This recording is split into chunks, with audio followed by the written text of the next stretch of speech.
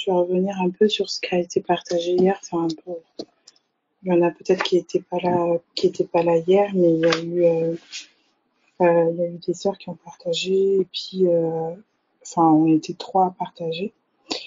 Et donc,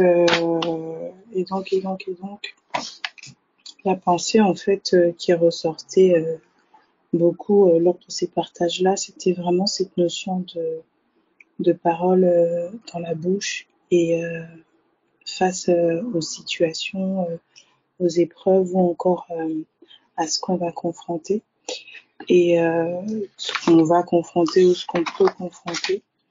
Et en fait, ce qui est remonté, on avait pris Ésaïe 59 où donc on avait pris Ésaïe 59. Donc je vais revenir juste un tout petit peu sur le partage d'hier là, pour du coup ensuite enchaîner avec la pensée qui est montée aujourd'hui. Donc en fait on avait pris Ésaïe 59. Dans Ésaïe 59, en fait, on voyait que le prophète Ésaïe prophétisait en fait sur le peuple de l'Éternel. Et ce qu'on pouvait remarquer dans ce passage-là, c'est que quand on lisait, on voyait que déjà dès le départ, dans le premier verset du chapitre 59 du livre d'Ésaïe, Ésaïe va dire quelque chose qui est assez qui pose directement en fait comme la suite de ce qui va se dire après, c'est qu'il va dire que la main de l'Éternel n'est pas trop courte pour sauver. Et en fait, quand on a pris le mot sauver là, on se disait que, on avait vu que le mot sauver, dans sauver, on peut trouver aussi guéri, délivré, justifié, etc. Donc en d'autres termes là, Ésaïe est en train de nous dire que la main de Dieu n'est pas trop courte pour te délivrer, pour te sauver, pour te guérir, pour t'assister, etc. Et il dit, ni son oreille trop dure pour entendre. Et ce qui remontait aussi au travers pour ce verset-là, c'était cette pensée où on voyait que Israël, quand les prophètes parlaient d'elle, la qualifiait vraiment comme une prostituée par rapport à son attitude, en fait, le fait qu'elle aille vers plusieurs dieux, qu'elle se détourne souvent de celui qui l'a sauvée, etc. Mais on voit que Dieu, en fait, quand le peuple se retrouve esclave en Égypte, on va voir que Dieu va dire, j'ai entendu les cris de mon peuple et je suis descendu. Et la pensée, c'était vraiment que peu importe en fait, peu importe qui tu es, peu importe ce que tu fais, quand Dieu lui regarde son peuple, il voit un fils en fait. Il ne voit pas l'état seulement de son peuple, mais il voit un fils. C'est pour ça que quand il envoie Moïse en Égypte, il va lui dire, va dire à Pharaon de laisser aller mon fils, mon premier-né, afin qu'il me serve. Et donc je voyais vraiment là en fait que Dieu, quand il te regarde, Dieu quand il me regarde, quand il nous regarde tous, il voit Christ. Et pour son fils, il est capable encore aujourd'hui de refaire la même chose qu'il a fait hier, d'aller le chercher dans le séjour des morts. Et si aujourd'hui, là où c'était le séjour des morts pour Jésus, le tombeau pour qu'il sorte, aujourd'hui pour toi, c'est peut-être la situation dans laquelle tu es, la maladie, la faiblesse, les combats de pensée, etc. Je crois en tout cas que Dieu est aujourd'hui aussi capable de venir nous sortir en fait de tout ça. Et donc c'est ce qu'on voit là, il dit que son oreille n'est pas trop dure pour entendre. Et donc par la suite, on va voir que ce qui va se passer, c'est qu'il dit que justement c'est les péchés qui font que le peuple est éloigné de lui, qui créent une séparation entre lui et son peuple. Et au verset 3, en fait, ce qui était frappant, c'est qu'il dit « Car vos mains sont souillées de sang et vos doigts de crime. Vos lèvres profèrent le mensonge, votre langue fait entendre des iniquités. » Et on voyait vraiment ce lien-là entre langue et lèvres Et ce qui remontait, c'était vraiment le problème au niveau de la bouche, en fait. Parfois, il y a tellement de mensonges qui règnent sur nos lèvres, qui nous empêchent, en fait, parfois de saisir certaines choses. Et on voyait aussi que les faits ne sont pas forcément la vérité.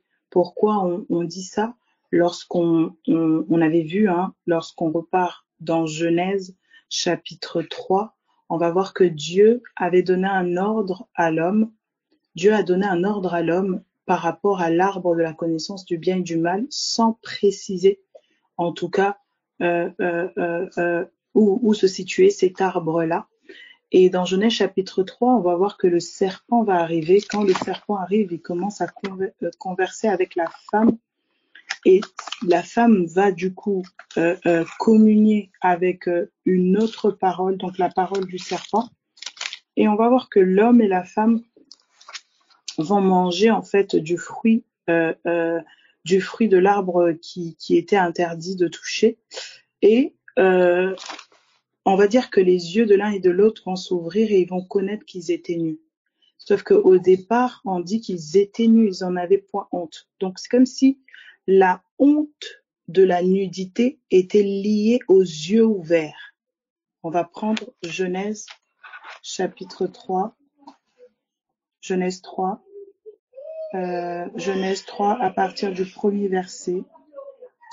Donc il dit, le serpent était le plus rusé de tous les animaux des champs que l'Éternel Dieu avait fait. Et donc en fait, il y a une version en fait qu'on appelle la version de la Bible l'épée. Ils traduisent en fait le serpent comme raisonnement. D'accord? Donc c'est comme si là quand on voit cette traduction là donc dans la Bible l'épée, il traduit le serpent comme raisonnement. Et donc un raisonnement en fait c'est un ensemble de pensées. Donc on a là comme des pensées qui sont rusées. Et on dit le serpent était rusé de tous les animaux des champs. Donc là on peut comprendre aussi cette chose, c'est que quand on touche en fait aux animaux, ici on est sur un plan en fait, sur une dimension en fait, sur le monde animal, d'accord? Et donc là on peut transposer la parole. Il dit le serpent était le plus rusé de tous les animaux des champs. Et je disais qu'en fait, dans la version l'épée, ils traduisent en fait le serpent comme raisonnement. D'accord? Et donc le raisonnement, en fait, les raisonnements, c'est comme un système de pensée. Donc il y a comme des pensées ici, donc serpent, des pensées qui sont plus rusées que d'autres.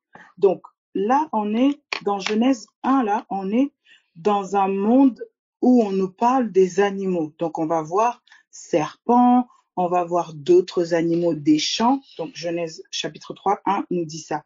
Sauf que quand on part sur un autre plan par rapport à la traduction de la version épée, on va voir que c'est comme si on a en fait une autre dimension où là où on va dire animaux, on peut dire pensée, parce qu'on nous parle de raisonnement. Donc c'est-à-dire que là, quand je suis en train de lire Genèse chapitre 3, où on me dit serpent et que j'ai une autre traduction comme étant de raisonnement, je peux avoir deux mondes en fait, deux clés de lecture. J'ai première clé de lecture, le monde animal en fait, serpent, biche, lion, tigre, etc., etc. Mais sur un autre plan de lecture, on me dit raisonnement, donc pensée. Donc là, si je lis maintenant ce passage-là avec la clé de lecture sur la pensée, on est en train de me dire en d'autres termes que il y a un raisonnement qui est plus rusé que d'autres raisonnements dans le champ. Et donc, une pensée qui peut être plus rusée que d'autres pensées. Et on va voir que le siège des pensées, etc., on va voir que c'est le cœur. Donc, c'est comme si le champ ici, là où sur ce plan animal, on est en train de nous parler de champ, sur un autre plan, en fait, on va avoir le cœur. Tout comme, par exemple, dans Matthieu, quand on va dire lorsque tu pries, entre dans ta chambre, etc., ton Père qui est dans la chambre, etc., voit dans le lieu secret. Donc on voit que d'une part, on nous parle de chambre, alors que quand on va plus loin au niveau de la prière, à partir du verset 9, donc Matthieu, on va le prendre, Matthieu chapitre 6, comme ça va être peut-être plus clair en disant. Matthieu chapitre 6. Pourquoi je prends Matthieu chapitre 6? C'est pour montrer en fait, comme ces deux plans-là, ces deux dimensions-là, que parfois en fait, l'écriture peut te parler d'une chose, mais peut t'emmener encore à une clé de lecture plus élevée. Donc, Matthieu chapitre 9, et en fait, on va se rendre compte en fait que depuis chaque clé de lecture ou depuis des mots qui diffèrent, des synonymes, en fait, on dit la même chose, mais sur des plans différents. Matthieu chapitre 6, chapitre 6, à partir du verset 5, il dit lorsque vous priez, ne soyez pas comme les hypocrites qui aiment à prier debout dans les synagogues et au coin des rues, pour être vus des hommes. Je vous le dis en vérité, ils reçoivent leur récompense. Mais quand tu pries, entre dans ta chambre, ferme ta porte et prie ton Père qui est là dans le lieu secret, et ton Père qui voit dans le lieu secret te le rendra. Donc, on voit ici que quand on touche à la prière, on nous dit d'entrer dans un lieu secret. Et ce lieu secret-là, on l'appelle la chambre. Et la particularité de ce lieu secret qu'on appelle chambre, ici dans Matthieu, on te dit que le Père y est. Le Père y est. Donc, on sait que lieu secret, chambre égale présence de Dieu dans ce lieu-là. Ce qui fait, en fait, ce lieu-là secret, c'est que la présence du Père, en fait, y est. Et quand on prend, du coup, au verset 9, donc on va sauter, on va prendre au verset 9. Donc, première dimension de lecture, on a chambre, on a lieu secret. Et là, dans le verset 9, il va nous dire, voici donc comment vous devez prier. Notre Père qui est aux cieux. Donc, on dit notre Père qui est où? Aux cieux. Donc là, Jésus est en train de nous dire que le Père est aux cieux. Alors qu'au verset juste avant, 4 versets juste avant, il dit le Père est dans le lieu secret, dans la chambre. Donc, qu'est-ce qu'on comprend? C'est que sur un plan, on nous parle de chambre et de lieu secret, mais sur un autre plan, on dit cieux. Donc là, on comprend tout simplement que quand on touche à la chambre, au lieu secret, ça peut aussi être touché en fait comme étant des cieux. C'est un synonyme en fait. Et c'est depuis en fait la dimension où tu te trouves que tu le lis comme ça. Et donc on dit, notre Père qui est aux cieux, que ton nom soit sanctifié, que ton règne vienne, que ta volonté soit faite sur la terre comme au ciel. Donc là, on voit que Dieu est dans le ciel. Donc quand Jésus parle ici de chambre, de lieu secret, on comprend aussi que depuis une autre dimension de lecture, en fait, on peut parler de ciel. Donc ça, c'était vraiment pour montrer cette différence en fait de dimension en fait de lecture. Donc on repart dans Genèse chapitre 3. Là, on nous dit que le serpent était le plus rusé de tous les animaux des champs. Et on voit que depuis d'autres versions, on traduit le serpent comme étant un raisonnement. Donc là, on est en train de nous dire en d'autres termes qu'il y a un raisonnement, il y a une pensée qui a approché Ève. Une pensée qui a approché Ève. Et il dit que cette pensée était rusée parmi d'autres animaux, donc parmi d'autres pensées. Et il dit à la femme. Donc, il y a une pensée qui a parlé, un raisonnement qui a parlé à la femme. Donc, déjà là, ce qu'il y a à comprendre, c'est que toutes les pensées ne sont pas les nôtres. Tout raisonnement ne vient pas de toi. on dit ici que le serpent a approché Ève et il va commencer à parler avec Ève. Et on nous traduit là une autre dimension de lecture, on élève un peu notre lecture, on voit que c'est raisonnements, c'est pensées. Donc il y a des raisonnements, il y a des pensées en fait qui viennent comme des personnes pour te parler, pour me parler. Et il continue, il dit, donc il dit à la femme, donc cette pensée-là va dire à la femme, Dieu a-t-il réellement dit, vous ne mangerez pas de tous les arbres du jardin, de tous les arbres du jardin? La femme répondit au serpent. Donc la femme maintenant va répondre au raisonnement, va répondre à une pensée. Elle dit, nous mangeons du fruit des arbres du jardin, mais quant au fruit de l'arbre qui est au milieu du jardin, Dieu a dit, vous n'en mangerez point, vous n'y toucherez point, de peur que vous ne mouriez. Donc là, on voit que la femme est en train de converser avec une autre pensée, avec une pensée. Et ce que l'esprit, en tout cas, me faisait voir, c'est que parfois, en fait, je ne sais pas si tout le monde l'a déjà vécu ou le vit, parfois, quand tu penses à quelque chose, parfois, il y a tu as comme des conversations au-dedans de toi. C'est-à-dire que tu as l'impression que c'est toi-même qui te parle et c'est toi-même qui te répond. Et limite même, t'imagines la scène où, je sais pas, admettons que quelqu'un vous irrite, etc., et que vous aimeriez, je sais pas, lui rentrer dedans. Et au-dedans de vous, maintenant, vous vous imaginez arriver devant la personne, commencer à lui parler. Et quand vous avez la pensée de lui dire, mais pourquoi t'as fait ça? Vous imaginez même sa réponse. Enfin, je sais même pas si je dois dire vous imaginez sa réponse. Vous entendez même comme si elle vous répond. Et vous répondez maintenant à la réponse que vous avez, etc. Et je me suis toujours posé la question, je dis, mais comment je peux imaginer ça comme ça? Et il m'est arrivé même des fois, en ayant cette imagination-là, on va dire, hein, la chose se passe comme j'étais en train de le voir au-dedans de moi. C'est-à-dire qu'il y a comme en fait une dimension où déjà je me mets en conflit avec la personne sans être devant la personne.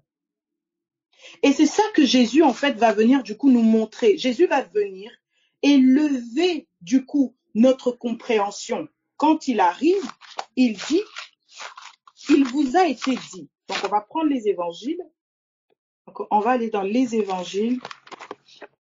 On va le prendre dans Matthieu. Donc on va prendre Matthieu chapitre 5. Matthieu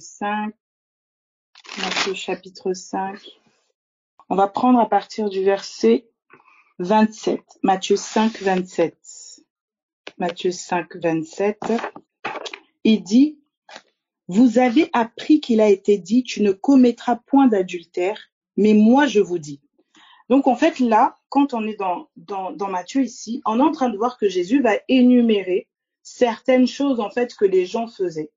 Et dans l'ancien temps, en fait, dans l'ancienne alliance, quelqu'un pouvait avoir des pensées impures, mais tant que cette personne ne passait pas à l'acte, c'était tranquille, elle était réglo en fait, comme un peu avec Dieu. Et puis à un moment donné, dans l'année, ben, il va ramener un animal et tout ça qui va être tué pour la purification des péchés, etc., etc. Et là, on voit un Jésus qui arrive. Il va dire, il vous a été dit, tu ne commettras pas d'adultère. D'accord? Mais moi, je vous dis que quiconque regarde une femme pour la convoiter a déjà commis un adultère avec elle dans son cœur. C'est-à-dire que Jésus ici, quand il parle comme ça, il est en train d'élever en fait l'action à la dimension du cœur. Là où nous, en fait, on va considérer que est action que ce que je fais dans le naturel de manière extérieure. Donc, je considère que c'est une action. Jésus va venir nous faire comprendre qu'il est possible d'agir depuis le cœur. Et on sait qu'au niveau du cœur, qu'est-ce qui se passe? Qu'est-ce qui est en jeu? Qu'est-ce qui règne? C'est les pensées. Donc, Jésus nous élève en fait, il nous sort d'une dimension naturelle en fait, charnelle, humaine, de ce que l'on voit, à une dimension en fait comme invisible, qui se passe, des choses qui se passent depuis le cœur. Donc là, on a deux dimensions de lecture. Là où moi, je vais voir, par exemple, quelqu'un aller avec une femme de manière physique, mais Jésus, en fait, va dire que celui qui va regarder est déjà allé. Donc, c'est comme si depuis le cœur, j'agis. Et ça, c'est quelque chose que l'homme, en fait, ne savait pas avant, ne pensait pas avant. Et par l'enseignement de Jésus-Christ, il vient nous révéler, en fait, qu'il y a des choses qui se passent depuis la pensée. Et donc, quand on voit Jésus nous dire que la pensée, en fait, est une action, quand je pense, j'agis, etc.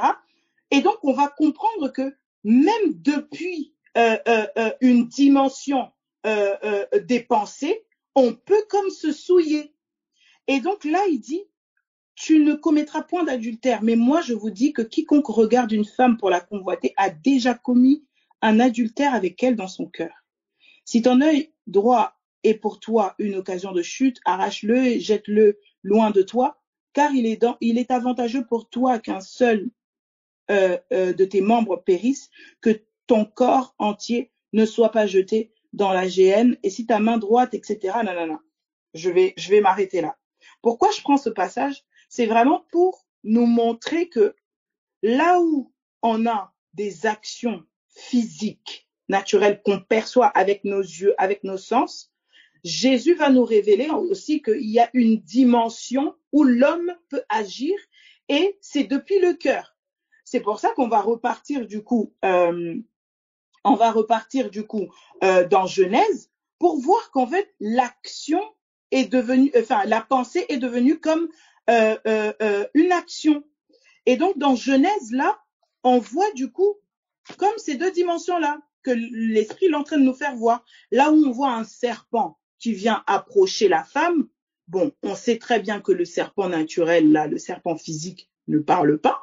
Donc comment ça se fait que là on nous dit un serpent est venu approcher la femme et que ce serpent-là a parlé à la femme. Et là, le Saint-Esprit est en train de nous montrer que serpent, on traduit par raisonnement pensée. Donc, il y a des pensées, il y a des raisonnements qui t'approchent.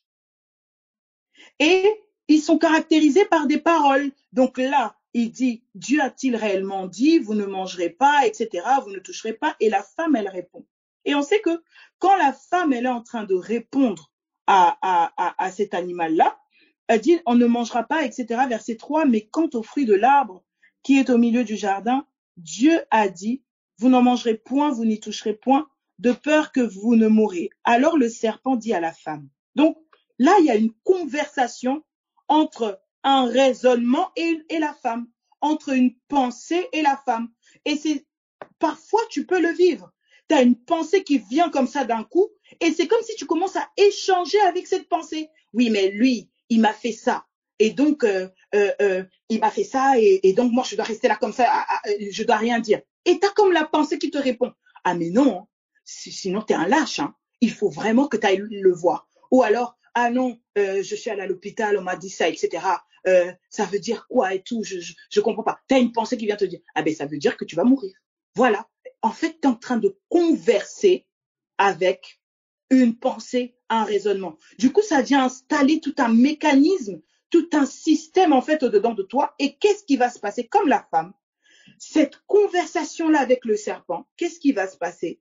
C'est qu'au final, elle va regarder l'arbre, elle va convoiter. Et qu'est-ce qui va se passer? Elle va communier. Elle va communier avec ça. Pourquoi on dit qu'elle va communier alors qu'ici dans Genèse, on nous dit manger? Quand le Seigneur parle à Pierre, Pierre va avoir un songe, donc on va le prendre. Ce que j'ai déclaré pur, ne le regarde pas comme souillé. Donc tout ça, c'est vraiment pour qu'on comprenne que parfois, on peut être sur différents plans. On peut avoir l'impression que, bon, comme j'ai pas fait ça, comme j'ai pas fait ci, les pensées que je laisse tourner en moi ou les choses en fait que je tolère dans mon cœur, c'est rien, alors qu'en fait, tu es vraiment dans une réalité où les choses se passent réellement. Et généralement, ce monde-là, c'est le monde qui régit le monde visible que tu es en train de voir. C'est-à-dire que les pensées que tu laisses, que tu nourris, que tu laisses tourner en fait au-dedans de toi, c'est qu'une question de temps en fait pour que tu entres comme dans une action physique. Donc Dieu va dire du coup à Pierre, ce que j'ai déclaré pur, ne le regarde pas comme souillé. Donc on va le prendre. C'est dans Actes. Donc Actes chapitre 10, verset 15, merci. Actes 10, 15. Actes 10, 15. Donc je lis, il dit, non, on va prendre plus haut. À partir du verset 9. Le lendemain, comme ils étaient en route et qu'ils approchaient de la ville, Pierre monta sur le toit vers la 6e heure pour prier. Il eut faim. Donc là, on a, sur le plan naturel, Pierre va avoir faim. Il dit, il monte, pour prier, il eut faim. Et il voulut manger. Pendant qu'on lui préparait à manger, il tomba en extase. Donc Pierre va avoir faim, il a envie de manger. Et pendant qu'on est en train de lui faire à manger, il tombe en extase. Quand il tombe en extase, il dit, il vit le ciel ouvert et un objet semblable à une grande nappe attachée par les 4 coins qui descendait et s'abaissait vers la terre. Donc, c'est-à-dire que dans le naturel, Pierre a faim, il veut manger, il est pris comme en esprit, il tombe en extase et en esprit, il voit une nappe descendre. Donc, il y a comme un lien, du coup, entre ce que Pierre est en train de vivre dans son corps et comme une réalité spirituelle. Une nappe va descendre du ciel, ouvert, et ciel ouvert, et on a une grande nappe attachée par les 4 coins qui descendait et s'abaissait vers la terre. Et où se trouvaient tous les quadrupèdes et les reptiles de la terre et les oiseaux du ciel. Et une voix lui dit, lève-toi, Pierre, tue et mange. Pierre a faim dans le naturel et dans la réalité comme spirituelle, on lui présente une nourriture, on lui dit tue et mange. Et il continue là, il va dire, mais Pierre dit non Seigneur, car je n'ai jamais rien mangé de souillé ni d'impur. C'est-à-dire qu'en fait, ce que Pierre connaissait dans sa chair, d'accord, ce que Pierre connaissait dans sa chair comme animal impur, parce que voilà, dans la loi de Moïse, il y avait des choses en fait qu'il ne devait pas consommer, qu'il ne devait pas manger parce que ces animaux étaient considérés comme des animaux impurs. Donc quand même Pierre arrive dans la vision que le ciel est en train de lui communiquer, il y a comme une forteresse qui se dresse déjà par rapport à la connaissance qu'il a. Donc quand il voit ces animaux-là dans cette réalité-là, lui il en déduit directement avec sa connaissance qu'il avait depuis sa chair, ben, c'est des animaux impurs. Donc il résiste à ce que l'esprit est en train de lui dire parce que tout simplement, il savait, il avait une connaissance sur les animaux impurs. Et là, il va dire, il eut faim, etc. Et il dit, non, Seigneur, je n'ai jamais rien mangé de souillé ni d'impur. Et pour la seconde fois, la voix se fit entendre à lui, ce que Dieu a déclaré pur, ne le regarde pas comme souillé. C'est-à-dire qu'il y a une dimension où toi, tu peux avoir l'impression que c'est quelque chose de souillé, mais il y a une autre dimension où cette même chose est purifiée. Par exemple, ton identité, qui tu es, sur la dimension naturelle, on peut dire de toi que tu es colérique, que tu es ceci, que tu es cela, on te donne toutes les définitions, etc.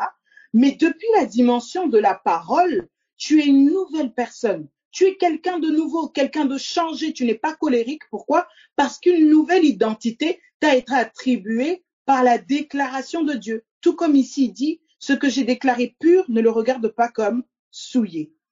Ensuite, il va continuer, il dit, ne le regarde pas comme souillé, cela arriva jusqu'à 3 fois. Et aussitôt après, l'objet fut retiré dans le ciel.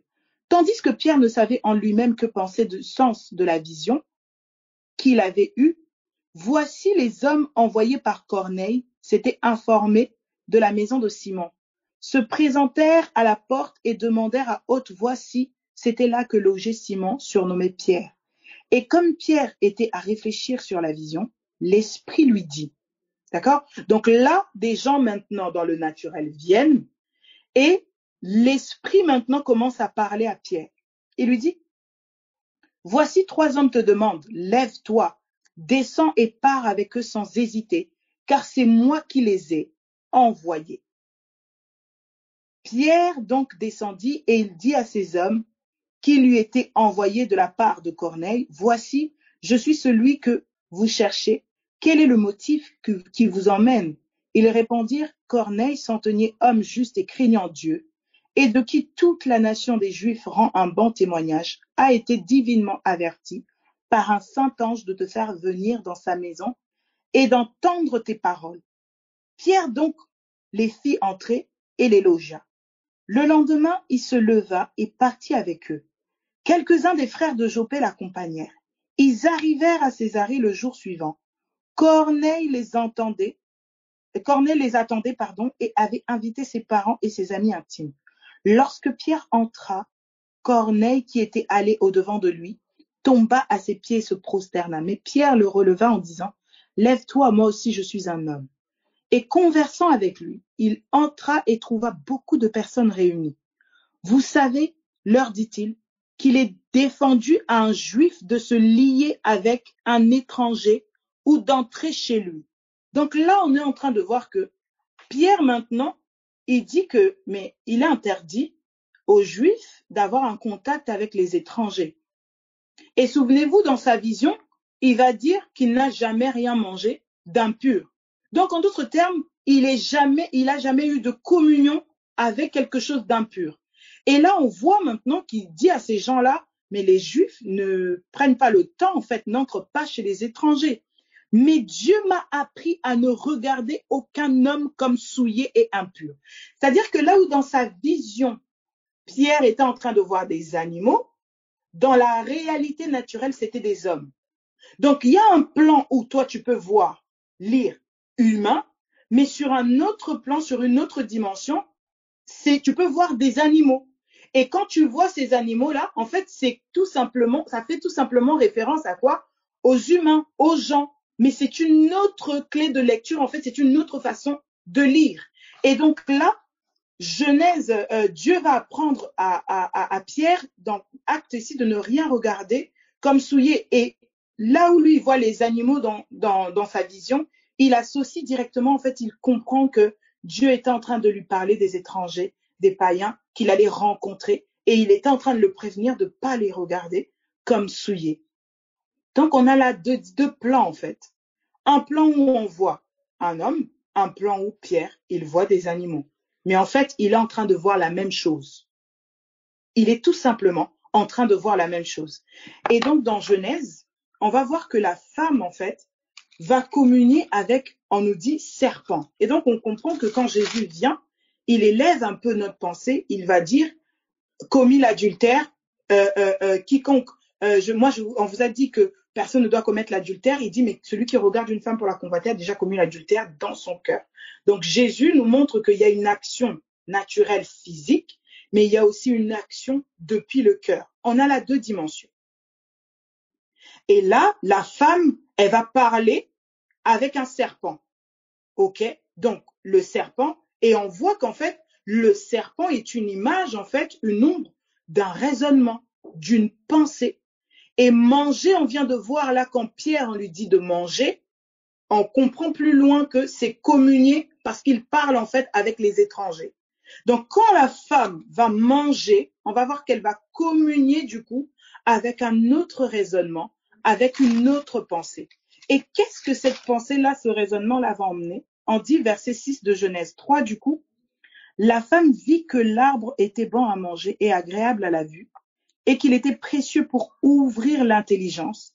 Elle prit de son fruit et en mangea Elle en donna aussi à son mari, qui était auprès d'elle, et il en mangea. Les yeux de l'un et de l'autre s'ouvrirent.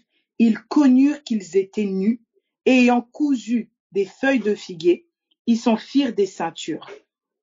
Ils vont avoir maintenant les yeux ouverts, d'accord? On dit le fait qu'il ait communié avec, du coup, ce raisonnement-là, ça vient comme procurer une intelligence. C'est comme si une nouvelle intelligence est arrivée dans la femme, une nouvelle pensée, un nouveau raisonnement, une nouvelle mentalité. Et parfois, il y a des pensées qui comme viennent quand tu commences à échanger avec, quand tu commences à communier avec, quand tu rumines, tu médites dessus, tu penses à ça. En fait, ça vient installer comme un raisonnement. Ça vient te donner des yeux.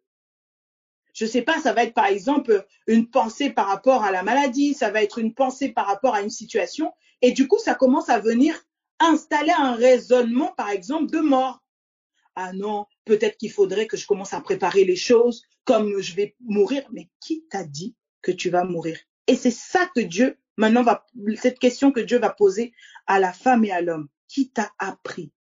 Qui t'a donné cette intelligence-là? Qui t'a donné ce regard? Qui t'a donné ces yeux pour dire que, pour commencer à avoir honte de ta nudité? Alors qu'au départ, on dit qu'ils étaient nus, ils en avaient point honte. Mais quand les yeux s'ouvrent, quand l'intelligence leur est communiquée, la honte de la nudité est arrivée. Ils se voient nus. C'est-à-dire qu'il y a comme une pensée, une réalité, une intelligence qui vient t'ouvrir les yeux sur ta faiblesse. Là où Dieu préférait que tes yeux soient ouverts sur sa capacité. Et donc, on va voir là que les yeux de l'un et de l'autre vont s'ouvrir. Et tout, elle va donner de ce fruit-là à son mari. Donc, verset 7, les yeux de l'un et de l'autre s'ouvrirent. Donc, au départ, on dit précieux pour ouvrir l'intelligence, et puis on nous dit les yeux. Donc, on comprend là que quand on touche à l'intelligence, on touche à des yeux. En fait, on dit la même chose, mais sous différentes formes. Intelligence égale yeux.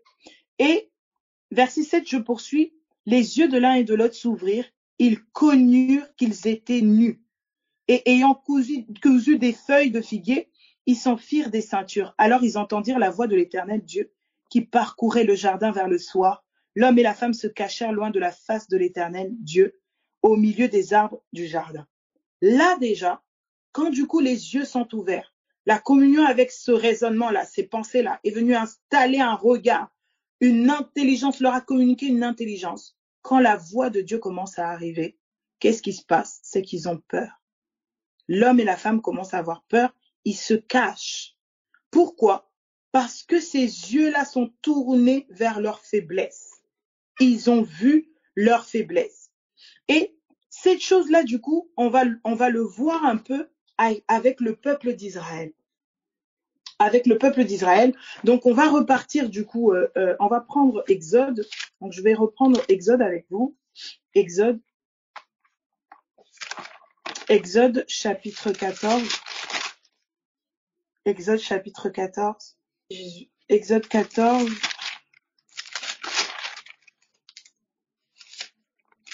Donc, les yeux de l'homme et de la femme s'ouvrent. Ils ont les yeux maintenant sur leur nudité, sur leur faiblesse. Et quand Dieu se présente, ils se cachent en fait. Ils ont honte. Et dans Exode chapitre 14, on va voir qu'il dit à partir du premier verset, l'Éternel parla à Moïse et dit, c'est un passage qu'on a pris hier, l'Éternel va parler à Moïse et va dire à Moïse, parle aux enfants d'Israël, dis qu'ils se détournent et qu'ils campent devant Pi-Hahiroth. Et en fait, quand on regarde dans les Strong, Pi-Hahiroth, là, en fait, le mot Pi, là, c'est traduit par Peth. Je crois c'est Peth en hébreu. Et ça veut dire bouche. Et ce qu'on était en train de voir, en fait, c'est que Dieu était comme en train de dire à son peuple de camper, en fait, devant la bouche. C'est comme s'il devait se tenir à un endroit. Et on dit entre Migdol et la mer vis-à-vis de Baal-Séphon. Et Migdol, là, en fait, Migdol, c'est une ville, en fait, c'est traduit par tour, ville fortifiée. Comme si en fait le peuple devait se tenir face à une ville fortifiée. Et on dit vis-à-vis de Baal-Séphon. Et Baal-Séphon, c'est traduit par seigneur en fait du nord, comme un maître, comme une domination comme ça. Et donc le peuple en fait dans le chemin du désert se trouvait en fait devait se tenir face à un seigneur, face à une ville fortifiée. Sauf que là on nous dit Migdol, on nous parle de Baal-Séphon, et puis il dit après, c'est en face de ce lieu que vous camperez près de la mer. Et la mer là c'est le Nil. D'accord, c'est le Nil. Il dit Pharaon dira des enfants d'Israël, ils sont égarés dans le pays, et le désert les enferme. J'endurcirai le cœur de Pharaon et il les poursuivra. Donc là, on voit que le peuple va arriver quelque part, ils vont arriver face à un obstacle. Mais en même temps, on nous dit que Pharaon va les suivre. Jérémie 46, 8. Dans Jérémie 46, on va prendre plutôt à partir du verset 7, il dit « Qui est celui qui s'avance comme le Nil ?» D'accord? Donc, dans Exode 14, on voit que Dieu va demander au peuple de se tenir devant à Pi-Hahiroth, entre Migdol et la mer, en fait. Et la mer, là, c'est le Nil. Je disais que la mer, c'était le Nil. Migdol, c'était comme une ville fortifiée. Et on nous dit qu'ils seront vis-à-vis de Baal-Séphon comme un seigneur. Et c'est comme si là, on a comme différentes formes d'obstacles, en fait. Il dit Migdol, donc ville fortifiée. Sur un autre plan, il nous parle de ville fortifiée. On nous parle de mer, donc du Nil. Et on dit Baal-Séphon, comme un seigneur. Donc c'est comme si on a trois choses, mais c'est la même chose. Et on va comprendre en fait ce que réellement, sur une autre clé de lecture, ça veut dire. Quand il nous parle de Tours, de Migdol, quand il nous parle de Baal-Séphon, en fait, c'était quoi qu'on veut nous dire là? Ici, dans Jérémie 46, il est en train de dire qui est celui qui s'avance comme le Nil. On dit, et dont les eaux sont agitées comme les torrents. C'est l'Égypte. Donc là, on est en train de nous donner comme une autre clé de lecture. Là où moi, je vais voir mer, on va me dire que cette mer-là, c'est le Nil. En fait, avec une autre clé de lecture, j'ai Égypte. C'est-à-dire que quand Dieu est en train de dire que le peuple doit se tenir face à la mer, il est en train de dire que le peuple se tient face à l'Égypte aussi, sur un autre plan de lecture, sur une autre dimension. Je ne sais pas si ça va pour tout le monde. Donc on est en train de voir comme là plusieurs dimensions en fait, ou plusieurs comme synonymes des choses. On me dit la mer, mais on va me dire le Nil, après on va me dire l'Égypte. En fait, on me parle de la même chose, mais sous différents plans. Maintenant, regardez, il dit, c'est l'Égypte. Donc, on comprend que si la mer dont il est question dans Exode, c'est le Nil, donc on est en train de me dire, en d'autres termes, que Israël, en fait, se tient face à l'Égypte sur un plan. Et donc, il dit, c'est l'Égypte. Elle s'avance comme le Nil et ses eaux sont agitées comme les torrents. Elle dit, je monterai, je couvrirai la terre, je détruirai les villes et leurs habitants. Donc là, on nous dit que le problème de l'Égypte, là, du Nil et ses eaux, c'était de faire quoi? De détruire les villes, de détruire des habitants. Donc on voit Nil, Égypte. On repart dans Exode, on voit que du coup, Pharaon va encore venir derrière Israël. Comment on explique que on me parle de la mer du Baal-Séphon face auquel le peuple va être, et on me dit que, à travers Jérémie, on me dit que le Nil, c'est l'Égypte, donc Israël a l'Égypte devant elle. Mais comment ça se fait encore que les Égyptiens arrivent derrière? Vous voyez? Comment ça se fait encore que les Égyptiens arrivent derrière? Et c'est là, en fait, que j'étais en train de me rendre compte que, En fait, il y a comme différentes clés de lecture. Et ce qui se passe, c'est que quand on regarde, par exemple, le peuple d'Israël, depuis leur sortie d'Égypte, la traversée du désert, en fait, on va voir qu'il y a comme des stations. Et à chaque station, il y a comme des particularités. Par contre, par exemple, première station que le peuple va rencontrer, c'est les eaux de Mara. On va voir que les eaux de Mara, c'est des eaux amères.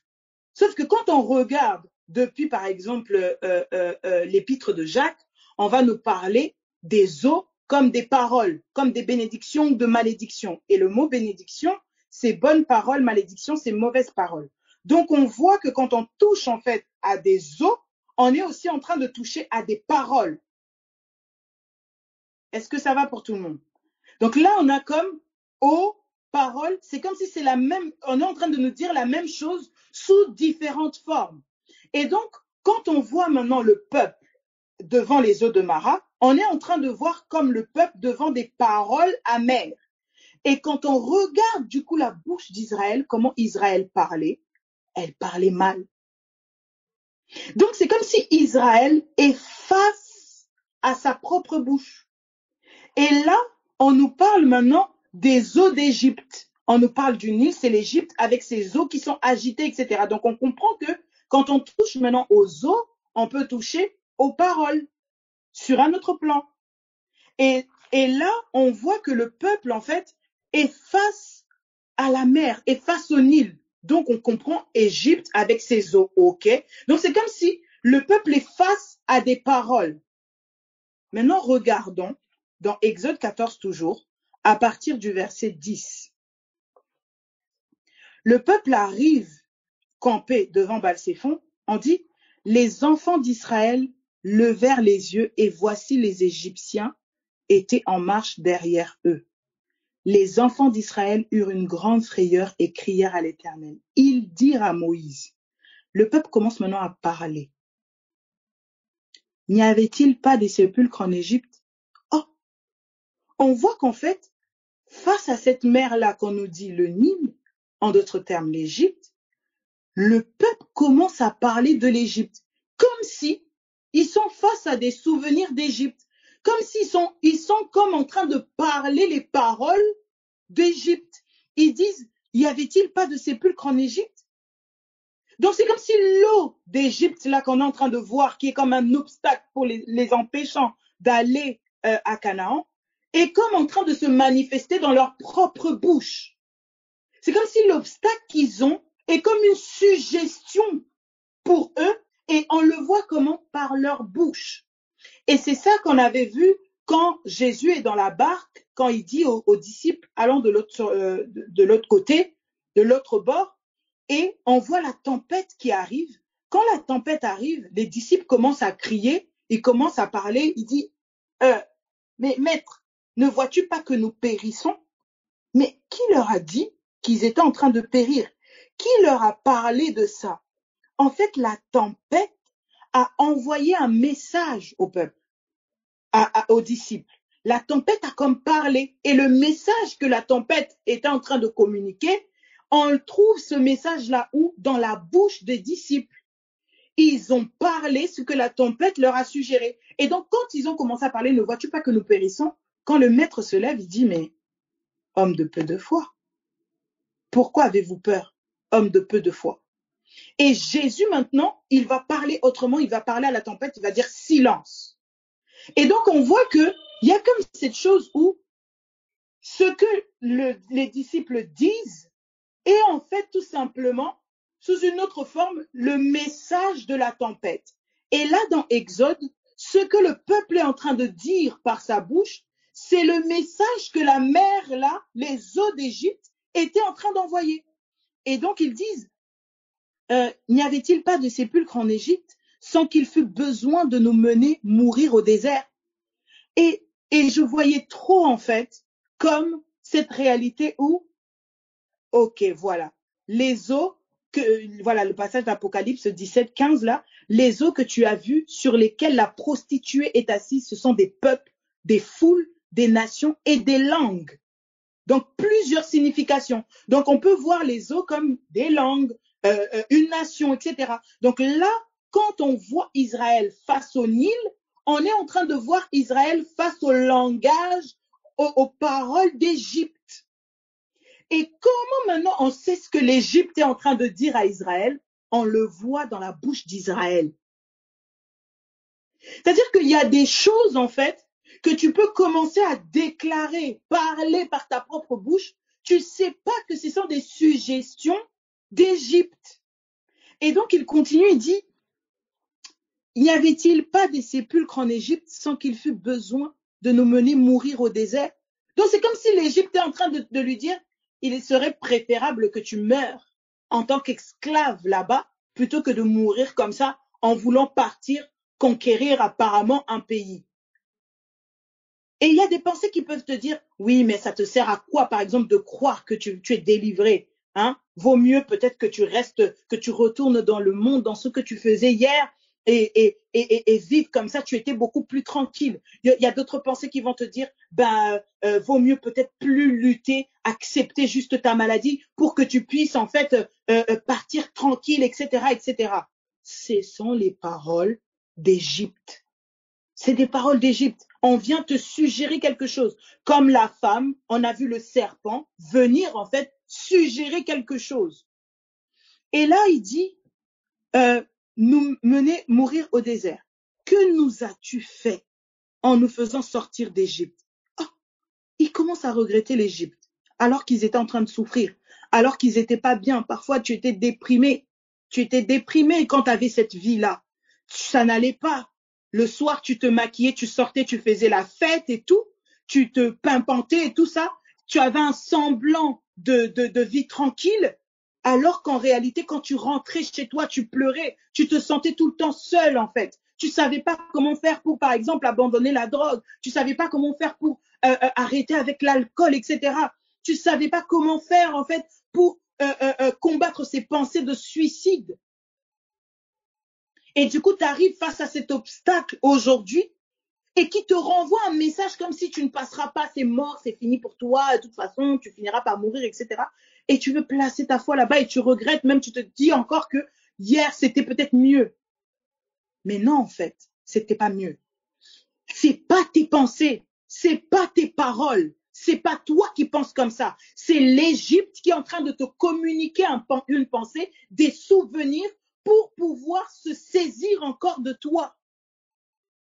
Et regardez, Israël est face à ces eaux-là, ils commencent à parler comme l'Égypte. C'est comme s'ils sont face aux souvenirs d'Égypte. La viande, les sépulcres, etc. Ils sont comme face à un souvenir du passé. Et parfois, il y a des choses du passé, des souvenirs du passé qui viennent. Aujourd'hui, je me sens seule et tu commences à te replonger dans le passé. Oui, quand j'étais avec lui, bon, j'étais quand même bien, je me sentais moins seule, on faisait des choses, etc. Quand j'étais avec elle, etc., etc. Aujourd'hui, bon, voilà, c'est pas suffisant, etc. Mais non, en fait, c'est comme si on est en train de te communiquer des souvenirs, que tes yeux s'ouvrent, que tu vois, en fait, que c'est les eaux d'Égypte qui sont en train de te parler. Et donc, ils disent, laisse-nous servir les Égyptiens. En fait, laisse-nous repartir. Laisse-nous repartir. Et après, il continue, n'est-ce pas là ce que nous te disions en Égypte? Laisse-nous servir les Égyptiens, car nous aimons mieux servir les Égyptiens que de mourir au désert. La crainte, la peur. En fait, les yeux du peuple est tellement ouverts sur son incapacité face à l'Égypte, parce qu'ils étaient encore comme esclaves dans leur tête, dans leur mentalité. Les yeux sont parfois, sont très souvent ouverts sur notre incapacité. Seigneur, oui, on a dit que c'est incurable. Du coup, je sais pas. Du coup, tu as trop les yeux sur ta faiblesse, trop les yeux sur ton incapacité, et tu commences à avoir peur à tout va. Tu commences à avoir peur. Et là, il dit, il fallait peut-être seulement que je serve en fait l'Égypte. Peut-être que je dois accepter seulement cette maladie. Peut-être que je dois accepter la situation comme elle est. Je dois accepter que les choses se passent comme ça pour moi. Je dois. Les Égyptiens, il dit les Égyptiens que de mourir au désert. Moïse répondit au peuple, ne craignez rien. Et là, il y a une autre voix maintenant qui se lève, qui commence à parler. Cette voix qui voit la crainte en fait. Il dit ne craignez rien, n'aie pas peur. entre dans le repos, sois dans le repos, n'aie pas peur. Il dit, ne craignez rien, restez en place, reste en place et regardez la délivrance. Et il y a comme du coup une autre voix qui vient, comme cette voix contraire aux eaux d'Égypte, aux paroles d'Égypte. Là où les eaux d'Égypte emmenaient la peur, la crainte, obstacle devant moi, je ne sais pas comment je vais faire, ces pensées n'arrêtent pas. Cette peur, cette angoisse, ce stress n'arrête pas. Et j'ai l'impression que ce qui était hier est comme en train de revenir encore. Tu commences à te souvenir encore des choses d'il y a je ne sais pas combien d'années, etc. Et là, Moïse va parler en fait. Et là, je vois trop la voix de la parole, la voix de l'esprit qui dit, sois dans le repos. Viens à moi, toi qui es fatigué et chargé. Viens à moi, toi qui es incapable. Toi qui sais que tu peux rien en fait face à ça. Viens, viens, je veux te donner du repos. Laisse-moi gérer les choses pour toi. Il dit, ne crains rien, sois en place. Et regarde quoi? La délivrance. Et là, on vient donner du coup un autre regard au peuple. On vient donner un autre regard au peuple. Là où les eaux, le souvenir d'Égypte et les Égyptiens qui étaient du coup derrière le peuple communiquaient en fait les yeux, l'intelligence, les pensées, les raisonnements, le regard de la mort. Ben en fait, l'esprit, comme Moïse ici, vient communiquer le regard de la vie. Et je voyais comme Moïse, comme le Saint-Esprit, si l'esprit de celui qui a ressuscité Christ d'entre les morts habite en vous. Là, Moïse était avec l'esprit de Jésus-Christ et avec nous continuellement. Il dit, communiquera la vie à vos corps mortels. Et c'est comme si le regard de la délivrance que Moïse vient communiquer, en fait, emmener le peuple à regarder, c'est comme la vie que l'esprit nous communique au travers de la parole, au travers de l'évangile. Et dit, regarde, que tes yeux s'ouvrent, que tes yeux soient illuminés pour que tu vois ta guérison, pour que tu vois le changement, que tu vois la sérénité, que tu vois que tu es une personne posée, que tu vois que tu es une personne restaurée, transformée, que tes yeux s'ouvrent, que tu puisses voir en fait. Regarde la délivrance. Et j'aime un passage dans les psaumes où David il dit, tu nous entoures de chants de délivrance. En fait, regarde la délivrance. Commence à entendre le son de la délivrance. Commence à voir la délivrance en fait devant toi. Il dit, regardez la délivrance que l'Éternel vous accorde. Regardez la délivrance que l'Éternel va vous accorder en ce jour, car les Égyptiens que vous voyez aujourd'hui, vous ne les verrez plus jamais. L'Éternel combattra pour vous. C'est Dieu qui combat en fait. Et d'ailleurs, je vais dire que il a combattu pour nous et nous avons déjà la victoire. C'est-à-dire que là, quand on est face à un obstacle, quand on est face à une situation compliquée, nos yeux sont sur le serpent d'airain qui lui vient neutraliser tous les venins en fait du serpent. Nos yeux sont sur l'œuvre accomplie et parfaite de Christ, qui est tout simplement quoi? La délivrance de nos âmes, la délivrance de nos pensées. Il dit, ne craignez rien, restez en place et regardez que tes yeux se tournent vers l'Éternel, vers la parole, que nos cœurs se tournent vers la parole de Dieu. Quelle parole, Seigneur? La parole où il me dit que par ses meurtrissures je suis guéri. La parole où il me dit que sa pensée, que la parole sera sur mes lèvres, sur les lèvres de mes enfants, sur les lèvres des enfants de mes enfants, sur la parole qui dit que nous sommes sa postérité qui prolonge ses jours, mais que mes yeux se tournent en fait vers chaque témoignage de Christ. Restez en place et regardez la délivrance que l'Éternel vous accorde en ce jour. Les Égyptiens là, les Égyptiens que vous voyez aujourd'hui, vous ne les verrez plus jamais. L'Éternel combattra pour vous et vous gardez le silence. C'est-à-dire que parce qu'il est entré en jeu, il me fait même taire. Là, on n'entend plus le peuple parler. On n'entend plus le peuple parler. Hein. C'est Moïse qui parle. C'est-à-dire qu'il y a une réalité où, quand la voix, les eaux de Dieu commencent à s'agiter, en nous, quand les eaux de l'esprit commencent à s'agiter, on a vu les eaux, paroles, langue, quand les eaux de l'esprit, le langage de l'esprit, les langues de l'esprit commencent à s'agiter au-dedans de nous, ça fait taire les eaux d'Égypte. Et on va dire, gardez le silence. Et on avait vu au travers des enseignements et tout ça, le silence comme la mort, etc. Vous voyez? Donc il y a comme une notion où que ton âme se taise, que ces pensées-là puissent être englouties, mourir. Silence, faites silence. Et on voit ce même silence-là quand Jésus parle à la tempête. Il dit silence, tais-toi. Il n'y a que la parole de Dieu, il n'y a que le témoignage de Jésus-Christ qui peut emmener ces autres pensées à faire silence. Il dit gardez le silence. Et l'Éternel dit à Moïse, pourquoi ces cris? Et c'est toujours ça en fait. On voit là comme Jésus sur la barque qui dit, oh, pourquoi vous vous agitez comme ça? Pourquoi vous avez peur, homme de peu de foi? Et Dieu demande, il dit, pourquoi ces cris? Parle aux enfants d'Israël qu'ils marchent. Il dit, parle aux enfants d'Israël qu'ils marchent. Mais on va marcher où? Comment? Devant, il y a la mer. Les eaux d'Égypte, il y a les souvenirs d'Égypte qui sont là. Tout le temps, ça revient, Seigneur. Et pourtant, je dis que c'est fini. Je ne voulais plus. Je ne veux plus de ça. Je ne veux plus penser à ça. Je ne veux plus penser comme ça. C'est comme si ça revient, ça revient, ça revient. Dieu dit marche. Dieu dit marche. Dis-leur de marcher. Qu'ils marchent. Toi, lève ta verge. Donc, pendant que toi, tu avances, il y a la verge qui est levée, la parole.